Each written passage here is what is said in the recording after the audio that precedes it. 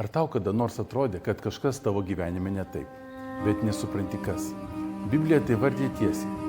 Mes esame nusidėję, visi pažeidėme Dievo įstatymus, mintimis, žodžiais ir darbais. Problema ta, kad savo jėgomis pasikeisti negalime. Galime bandyti būti geresniais, žadėti naują gyvenimą nuo pirmadienio, bet širdis vis tiek lieka ta pati. Būtent todėl Jėzus pasakė, iš tiesų sakau tau, jei kas negims iš naujo, negalės regėti Dievo karalystės. Jono Evangelija 3 skyrius 3 eilutė. Tau reikia nepasitaisyti, tau reikia gimti iš naujo. Ir tai gali vykti šiandien. Jėzus mirė už tavo nuodėmes ir prisikėlė, kad tu turėtum naują gyvenimą. Tiesiog dabar, maldoje, išpažink Dievui savo nuodėmes ir pasikviesk Jėzų į savo širdį. Pasakyk nuoširdžiai, Jėzau, atleisk man, ateik į mano gyvenimą ir būk mano gyvenimo viešpats ir jisai ateis. Jis tai pažadėjo.